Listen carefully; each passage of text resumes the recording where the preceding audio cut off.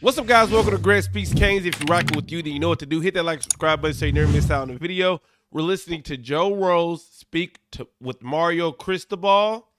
If you don't want to hear me give my opinion throughout this, the link to the original interview will be in the description. Let's listen to what he has to say. Good morning, Joe. Getting after it, getting ready for practice. Been a really, really good bye week and ready to go this week. Well, we got a lot to go because I wanted to get in. There's so much news out there. It's so funny because everybody's talking. It's amazing the recruiting stuff you're doing on all these top guys, and everybody's got all this information more than ever. Does it make it more difficult, or do you like that? I almost knew where you and your coaching staff were from where everybody with these top kids around the country. No, I mean, you stick to your process, evaluation, recruiting, man. You know, it's still about the identification of the right guys. You know, the recruiting part is like the supplementary part of it, but you still got to identify the right guys, man. And, you know, I think we're doing a really good job of it. We're getting better. There's some things we got to, you know, tighten up a little bit, but all in all, we feel like we have some, like our classes just keep getting better and better, and this class will be no different. Mario, so a bye week. This is your second bye week. How hard do you actually hit the recruiting trail? I know you still want to stay on top. Most important things this team you have right now, but how hard do you hit the recruiting on bye weeks? You know, the bye week is probably just as time-consuming and taxing as a regular week because you're not going to compromise the development of your team or your prep for the game, but you are going to hit the road after those hours and, you know, catch, you know, the earlies and the lates, in and out, all the travel you do with it, but you want to get your eyes on guys during live play. You really want to see how guys react to competitive situations and how they play through, I don't know, wins, losses, you know, pain, injuries, all that stuff. So, yeah, we're at it pretty good, and, you know, you land and you get right back at it. I would love to see, like, a documentary of Mario Cristobal's recruiting, like, how much him and the staff actually, like, recruits, you know, because you hear the stories, you know, the reputation. And I'm thinking about, like, especially during the bye, I don't know if y'all noticed it, but most of the times on the bye week, Mario Cristobal, he does more interviews with national media. So you got the team you got to do stuff with. You're doing more interviews with the national media, and you got the recruiting. So that would just be cool as a fan just to know how it's done, just to see how they cook the bacon. You and I, and you're the first one to say high school recruiting still the most important thing, and you can see it in the development of your guys now in years 2 and 3, and so many guys playing well. But Coach, you've also nailed this trend. I saw a great article on your team. By the way, there's all kinds of articles on your team right now, but on the transfer portal evaluations and how you guys knocked it out of the ballpark with guys that really fit your system for both your coordinators to get a lot out of. Do you feel that way when you look? And listen, it's still a fairly new thing, the transfer portal, and you're going to whiff on some. There's no doubt about it, just like a draft or anything else. But you feel like this group, without going through all the names, boy, some real frontline guys. Yeah, frontline guys and with frontline attitudes as well. They've got the right mindset. They're made of the right stuff. You know, a lot of people are scratching their heads going, why are we signing this guy or that guy? Well, you just don't wake up and roll the dice and say, hey, let's go here or there. I mean, you put a lot of time into this. You have prior, I would say, relationships and some pre-existing knowledge on guys. And certainly it's all about how the fit, right? It's got to fit the scheme. It's got to fit the culture. And they've got to be able to bring something to the table as well that you don't have. So we've got a really good balance of high school and portal guys, and we feel that we can do the same again this year. Mark, high school recruiting is still important, but also transfer portal recruiting is important. And I feel like you got to be able to hit on those guys. You got to be able to have the coach that knows how to have the reputation, the recruiting skills, the connections with the high school level and coaches. But then you also got to have the coach that can go out and get players. And what's happening is now everybody knows Mario's a good recruiter. These high school kids, once they get involved with Miami, they hear about how good of a recruiter Mario is.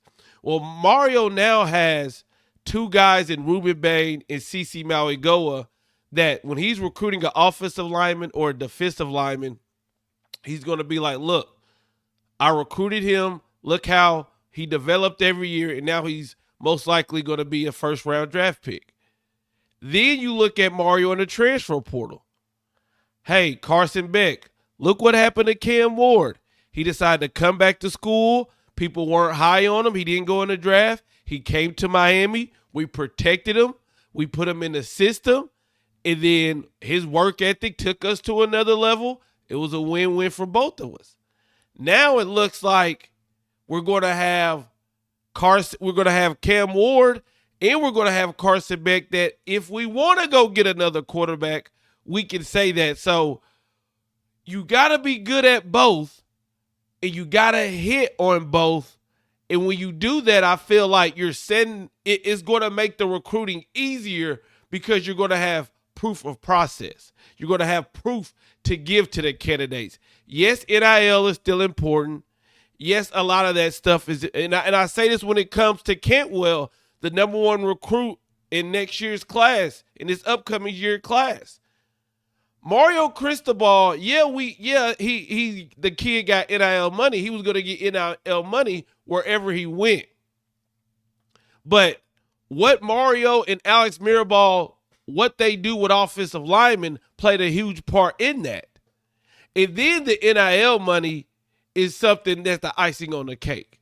I say all that to say I like how Mario has handled talent acquisition, and I think now because he has hit on these transfer players in certain positions, and we know what he is as a recruiter, is going to make the next couple years just as good. The stat that's blown me away the most, and the secondary's playing great, and of course the pass rush, and I'll get into that with you, but your run defense giving up 87 yards. It's not even 87 yards. It's a 2.8 average. So at the end of a game, if somebody decides they want to run the ball, you guys are playing really, really well right now. Has that number surprised you a little bit on just how good it's been? I mean, we love the progress. We still feel that we have a long ways to go. I mean, that number could be lower. We feel that with the teams that we have coming up, especially this weekend, our challenges are going to get stronger and bigger. So we certainly we spent the bye week trying to improve ourselves technically, fundamentally, and then schematically making sure that we stay on edge as it relates to self-scout, so that you can't get pegged and tagged. I mean, like right now, it's like everyone knows what you've shown on tape for the first 5 or 6 weeks, and they're gonna scheme you up. And if they have the beeline on you and they know what's coming, then certainly you could find yourself in a tough situation. So we try to stay ahead of that stuff. I think what this team has done a great job of run fits from the safety position is a lot different than what it's been. I feel like our safeties are attacking instead of reacting. And then the defense as a whole, they're swarming to the ball. The D-line, the linebackers, and the safeties all swarming to the ball. Yes, we missed tackles, but after that first missed tackle happens, you got 3 other guys coming. And to me, just watching it gets me excited, but it has been impressive through this first couple weeks of the season, and we got to continue that if we want to get to where they want to get to go. 2 guys that this week, 2 pretty interesting guys in this Chris Bell, this big, strong wide receiver, and, of course, a guy from South Florida, Isaac Brown, that little running back out of Homestead that can really run. Just talk about those 2 guys. Do things change when you start to put game plans? You key on certain guys like that? Well, we feel they have the most proven explosive playmakers of any team that we've played. And when you combine that with, let's call it what it is, arguably, one of the best, if not the best play caller in college football. But they're playing great defense. People are giving their defense enough credit. They're number 1 in the conference right now in total defense. And they're playing at a really high level, really explosive athletes, fast, strong, very physical at the line of scrimmage. So, yeah, you have to prepare for a lot. Their punt returner is 4th in the country, got a couple touchdowns already. So there are challenges all over the field. So they've had a bye week. We've had a bye week. This game is always a knockdown drag-out, right? Because both teams, there's a lot of history there. So we're looking forward to the opportunity. Yeah, it's fun. Friday night game, both teams coming off bye weeks. I don't know what it is about Friday night games. Shit gets spooky on Friday nights. So Miami has to come out with their A game. I don't know if you guys remember, but Braun was very upset last year when Miami beat him. When Miami beat Louisville, he was pissed off. Go watch the press conference. He was blaming the refs. It looked like the man was about to cry. So I believe this Friday, he will be cooking up something nice. And he has the weapons too. You know, I like Miller Moss as a quarterback. He's not the best quarterback, but when you have weapons like Isaac Brown and Chris Bell, this is going to be a challenge. How will our team stand up? This Friday, it's going to be, I'm very interested to see how this team comes off of the bye week. They came off the bye week last time, impressive. But then knowing that you are no longer hunting, really, you are the hunted. For the rest of the season, everybody's going to say, Miami versus Louisville, Miami should win. Miami versus Pittsburgh, Miami should win. Do you know how many times I've already heard that Miami's in the college football playoffs? And I'm like, damn it, we still got 6 games left. People said, oh, Miami's already in there. So teams are going to be hunting us, wanting to be that team that spoils the Miami Hurricane party. And I'm very interested to see, is this team mature enough to handle business? Because when you look at the names on the papers, we're better than all of them teams. But when we come ready to play, and that's what I want to see. That's what I want to see. Funny you said that, because the only loss they have is that overtime loss to Virginia. And speaking of that, boy, I'll tell you what, the ACC, Georgia Tech, Virginia, Duke at 3-0, SMU, no surprise there, 2-0 in ACC play. It just looks like the conference came back and everybody's kind of knocking on it a little bit. It's been pretty strong. Has it surprised you at all? No, and Louisville belongs to that conversation as well. You know, again, we feel that they're as good or better than any team that we have played on our schedule. So I got to ask you, just getting off the topic, your guy was in town yesterday. Did you see the play he made at the end of the game? I'm sure somebody called you. Justin Herbert, your Oregon quarterback. Not surprised. Did you happen to get a chance to see it and how he played yesterday? I did. I mean, listen, when you say you're a guy, Joe Rose, you got to be specific because, look, Mario got Cam in the NFL. He got Justin in the NFL. You know what I'm saying? Like, he got Penei Sewell in the NFL. You know what I'm saying? My boy Mario be putting them boys in the league, you know? Certainly at this time of year, you don't have any time to take the guy out for, rice and beans and picadillo. But certainly, one of those deals where you want him to do well. Certainly, you root for the hometown team. So, but I mean, it's no surprise of what he did. He's been doing that his entire career. Yeah. Hey, can I just ask you, going back? I know you forgot, but you did call me many, many years ago and go, look at, man, I don't know what the Dolphins, if you don't mind me saying this, you're going, he's really good. No matter what you're hearing, that kid can play. Like, he's going to be good at the next level. And you told a lot of people down here that. You were spreading the word here in South Florida for a team you grew up watching play. He's lived up to all of it. When he's not injured, how good he is. And, man, he is just got a cannon for an arm, and he's so strong. Yeah, and he's even a better human being. I mean, that guy, he was just different. He was as visited by NFL teams as anybody that we've ever had here, there, Alabama. I mean, he was just he's a freakazoid of a specimen now. He's all at 6'6", and probably 235, 240, gets up to 250, and he could flat out fly. And great leader. And again, certainly no surprise why he's doing so well. One more question. At first, I thought he was about to say that Mario was saying that Tua was going to be good. I was about to say, Mario, hey, Miami Dolphin fans are not happy with Tua Tagovailoa right now. I thought that's where Joe was going with that comment, but he was still talking about Justin Herbert. On it, don't roll your eyes on me back there in Coral Gables. Was there any knocks on him? Like, was there anything? I know Dan Marino spent a bunch of time at the Senior Bowl with them and stuff and loved them. Was there anything was there a knock on him? Like he was too nice a guy or something that made him end up going 6 in the draft and not like 1, 2, or 3? Because he looks like a 1, 2, or 3er. I mean, I think 6 in the draft is pretty good, Joe. No, it is. I'm just saying, a franchise quarterback's hard to find there, Coach. I mean, it's one of those things where it's a matter of preference, man. Look, Art Kehoe, he said something that to this day just rings in all of our ears all the time. He said, recruiting, drafting, all that stuff, talent evaluation, and projection, that is the most imperfect science in the world. It is. You cannot predict how it's going to go. I thought personally that Justin Herbert was as surefire as a prospect as you can have. But, we've all been wrong before and right on certain things. So, again, you never know. But certainly that was one that I was just really happy for him and his family. Those people, they're just A+, man.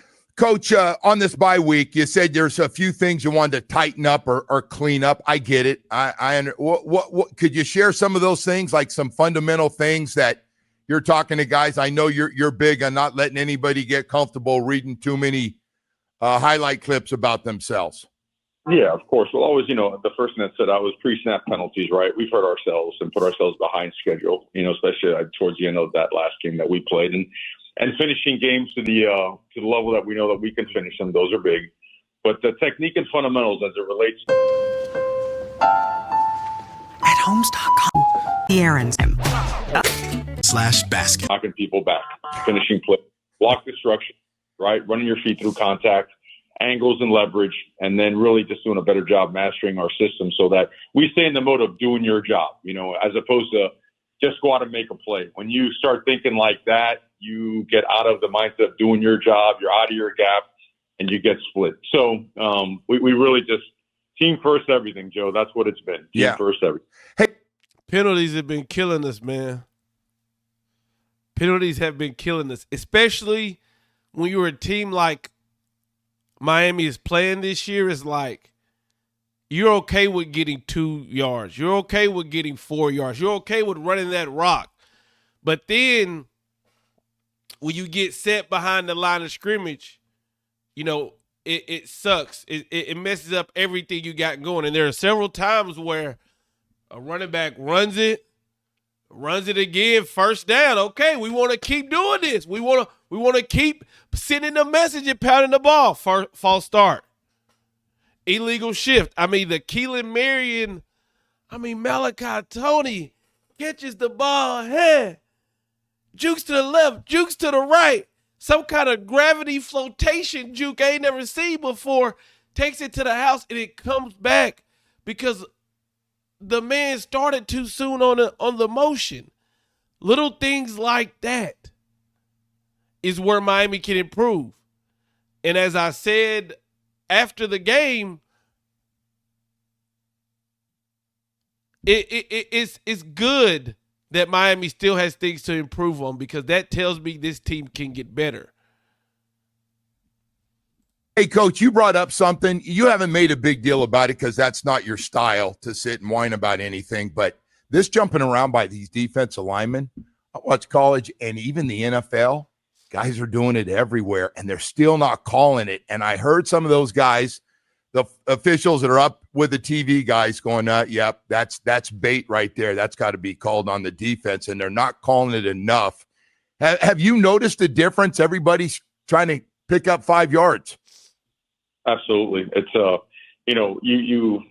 if it's over the top, like simulating, coming across the ball, it should be called. If they're simulating your cadence, they actually verbally can't, mimic your cadence either. So if those things happen and, the officials really got to dig in there and see if it's really coming out of their mouths or whatnot. Right. It sucks, like all those little, like, I don't know. I think in football, it's line up. I know you've got to have, some kind of deception to help yourselves out and whatnot, but that kind of, I don't know, no comment. There's a lot of little things that are going on, like the big thing this weekend was Georgia, the clapping of the Auburn players. Did Kirby call a timeout? Didn't he call a timeout? We know he called a timeout, but players are simulating, and that has played into some penalties for Miami. But like Mario said, it's such a hard thing to govern. It's tough. fine. That's fine. Well, I got to bring this one up, and I know you hate this because you are about the minute, you are about the next play, you're about the next game. A lot of people think right now, clearly, after what just took place, Miami and Ohio State are the two best teams in the country. This is the first time I've heard this kind of talk in a long, long time. They're talking about who you've played and what you look like on both sides of the football, Coach. Yeah, well, those are the same people that raked us over the coals and ran us over with a truck, over the past couple of years, but we give a rat's ass what they think. We got to get to work and we got to get better, and that's just nothing but ear pollution, okay? And we've got to understand and realize that we play some really good teams, especially this week. This is as good of a as we played against. We got to work our butts off, have a great week of practice and preparation, and go out and play our best football. Hey, Mario's not taking any rat poison, but I got to say, when you look at the state of where the Miami Hurricanes are, being talked about as one of the best teams in college football, if not the best, it's a beautiful sight. Because where we've been the last couple years, it hasn't been good. And I look at Florida State, damn, they ain't won an ACC games. They ain't won an ACC game in over 300 days. I look at Florida, dang, getting their ass whooped every week, hoping and praying they coach get fired. And then I look at Miami, and I'm saying, thank you. Thank you. Thank you. That's all I can say is thank you. Coach, two guys that we haven't talked about real quickly, and I know you, and I appreciate you giving me time. I'm taking up recruiting time and workout time right now, but Marquise Lightfoot and Blunt and how good they've been in situations. I haven't spent enough time on them, and I hear everybody raving about the pressures and certain packages they're playing and how good they've been. They really have. They're growing. They're developing. They're the present and they're the future as well. And we hammer them hard because we want them to continue developing from a strength and conditioning standpoint, technique and fundamental standpoint. They're explosive. They're relentless. They play with great effort. And they've been, again, Coach Taylor's done a great job with those guys, and sky's the limit for them. So we're going to keep pushing them. And you know what? They go against really good offensive linemen every day. So iron sharpens iron, and they're gonna be pushed because we're going to keep bringing in really good players to push them as well. The ultimate compliment I can give you right now, I had somebody yesterday at the NFL game ask me about your practices. They thought their point was that you practice how you play if you get after it in practice. And I said his lines are good for a reason, is how I left it with him, that you guys get after it, control, but get after it pretty good. You believe in those kind of practices. That's always the way to go, right, for you, is right from day one. I was taught very early in coaching that one of the best things, if not the most important thing a coach can do, is to conduct an elite practice, right? And that means that every drill, every phase, every technique, every fundamental has game, how do you say it? It's applicable to every phase of the game. There's no wasted reps. And no wasted time, and urgency's got to be high. And everyone from the people that are carrying around the water bottles to the guys holding the sticks to the players and coaches, everybody's got to really move fast. And your toughest game should be played on Tuesday and Wednesday so that come Saturday it slows down for you. But the best thing a coach can do is to conduct an elite practice. I think that's the first time I've heard a coach say that. I think, of course we've heard if you practice hard during the week, then Saturday games, they were easy to us, especially for all of us who've kept up with Miami and looked into the history of Miami, and we know about Greentree. But from a coaching aspect, one of the most elite things, one of the best things a coach can do is run an elite practice. I don't think I've ever heard that, and that makes so much sense. And I often look into, what coaches do, like what's their goals in practice and things like that. And, it's just cool to hear Mario talk about that, especially talking about like everybody that's involved in it. It's not just Mario running everything. You got to have the staff on the same mindset as the vision that Mario has. You got to have the water bottle people. You got to have everybody on the same page, so it's easier for the players to follow that as well. Coach, Friday night, man, is going to be a fun one. This Louisville team is really good, and can't wait. Can't wait to get you guys all healthy and back out with a few extra days off at Hard Rock Stadium Friday night, 7 o'clock against Louisville. Coach, thank you so much, man. I appreciate it. Thank you, Joe. Go Kings. All right. Man, I seen after one of my posts, y'all know I'd be up in the comments, and somebody said something to the effect of, they're basically saying like I'm overhyping this team because I like the coaching staff or something like that. First of all, and I just thought about it because I was clapping and stuff. I'm not overhyping anything. I think this season what I'm doing is I'm enjoying that this team is undefeated. If y'all look at when I started making videos,